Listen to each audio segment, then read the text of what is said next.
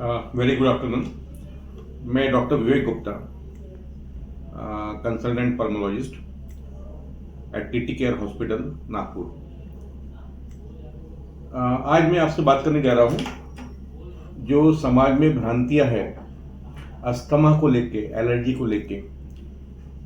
जो सवाल मेरे पेशेंट मुझसे पूछते हैं कॉमनली, जो उनको गलतफहमियाँ हैं बीमारी के बारे में, अस्थमा के बारे में, दमे के बारे में, उनमें से कुछ मिस्ड या भ्रांतियाँ मैं आज आपको डिस्कस करूंगा आपके साथ में।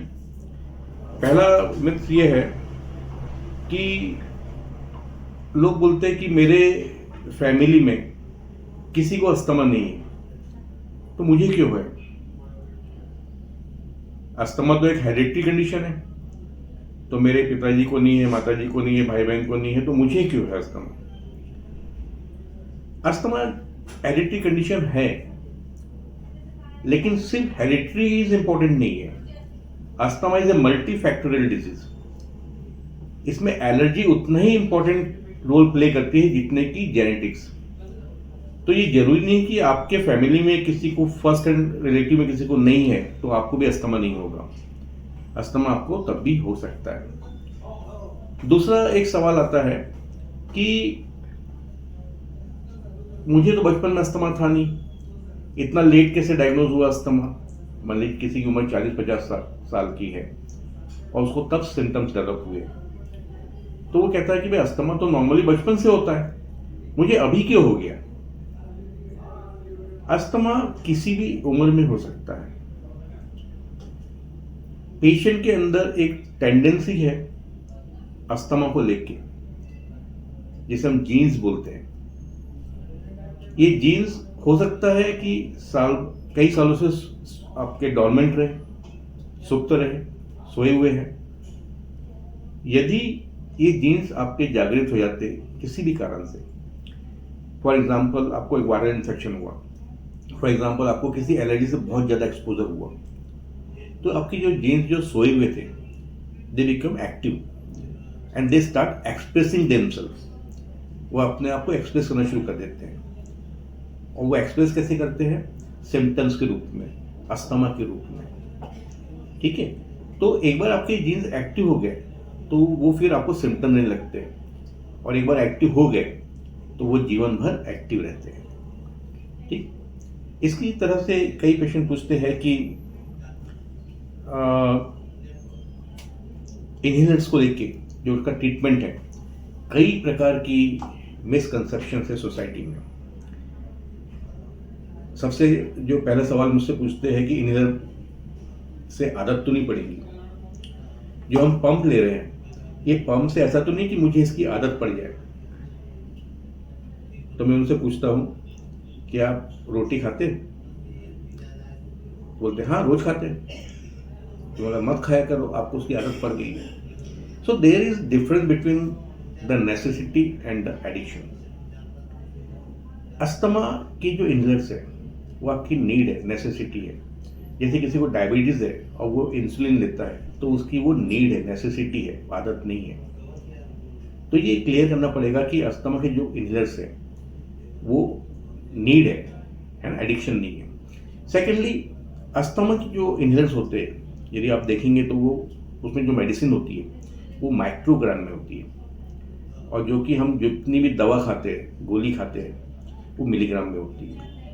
सीधा सा मैथ्स है, 1 milligram is equal to 1000 microgram. Right, मतलब कि यदि आप 1000 बार पंप ले रहे हैं अस्थमा का जो माइक्रोग्राम में, और एक गोली खा रहे हैं जो मिलीग्राम में, तो बराबर हुए। मीन्स 1000 बार पंप लेना और एक बार गोली खाना, दोनों बराबर है। अब आप इसको किसको प्रेफर करेंगे? इनहेलर्स को, क्योंकि कम डोज में। इनहेलर ऐसे है जैसे कि मलहम लगाना, आपकी उंगली में चोट लग जाए और मैं आपको ऑप्शन दूं कि मैं आपका ट्रीटमेंट करूंगा, आपके लिए ऑप्शन है इंजेक्शन, गोली या फिर ट्यूब। तो ऑब्वियसली आप ट्यूब प्रीफर करेंगे। क्यों? क्योंकि बस वहीं पे अप्लाई कर रहे हैं जहां उसकी जरूरत है। तो शरीर किसी और भाग में जा नहीं रहा है, कम डोज लग रहा है क्योंकि अपन वहीं पे अप्लाई कर रहे हैं। वैसे इन्हेलर होते हैं।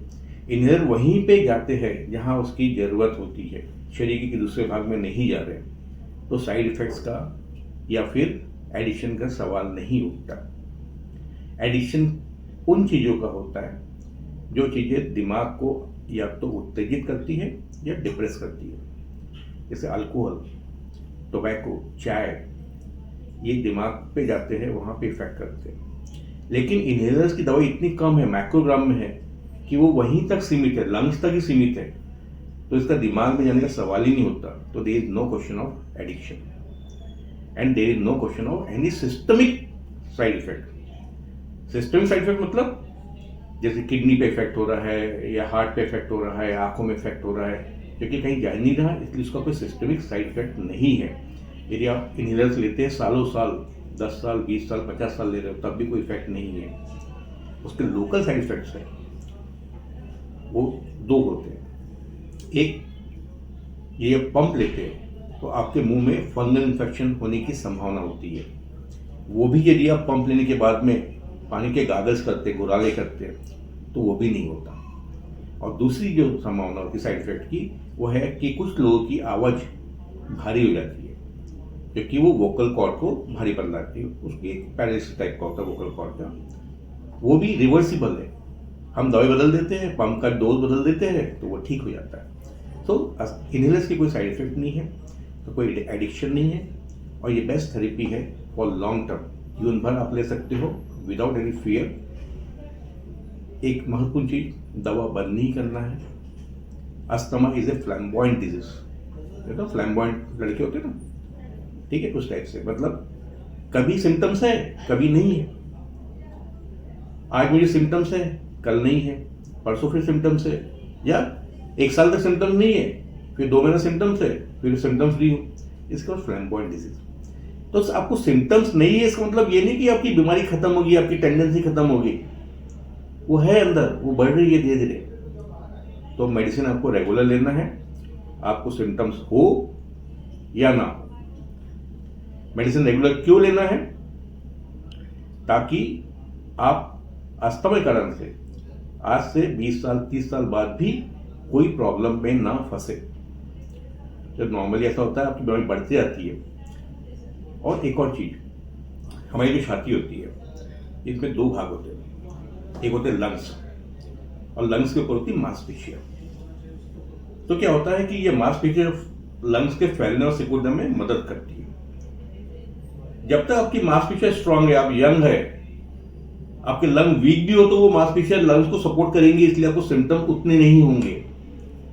लेकिन जैसे ही आपकी मांसपेशियां वीक होनी शुरू होंगी आफ्टर एज ऑफ 50, तो फिर आपके लंग्स अकेले पड़ जाएंगे, कमजोर तो पहले से थे, अब सपोर्ट हट जाएगा, फिर आपके सिम्टम एकदम से बढ़ जाएंगे, फिर आपको बाथरूम तक जाने में आपको तकलीफ होगी, और हो सकता है कि उस वक्त आपकी दवाइयाँ उतना असर न करें जितना कि आप यदि रेगुलर मेडिसिन लेते हैं। तो अस्थमा की मेडिसिन रेगुलर लीजिए विदाउट एनी फियर, और अपने डॉक्टर से सलाह पे लीजिए, जैसा डॉक्टर बोलते हैं वैसा लीजिए, और एटलीस्ट साल में 2 बार अपने डॉक्टर का फॉलोअप करते रहिए, क्योंकि मेडिसिन के डोजेस बदलने पड़ते हैं। ऐसा नहीं होता कि एक बार जो मेडिसिन डॉक्टर ने लिख दी वो जीवन भर चल रही है। सिम्टम्स के हिसाब से, आपके अंदर सूजन के हिसाब से, लंग्स में कितनी इन्फ्लेमेशन है, उसके हिसाब से दवाइयाँ चेंज होती है। तो एटलीस्ट साल में 2 बार अपने डॉक्टर का फॉलोअप कीजिए। Thank you.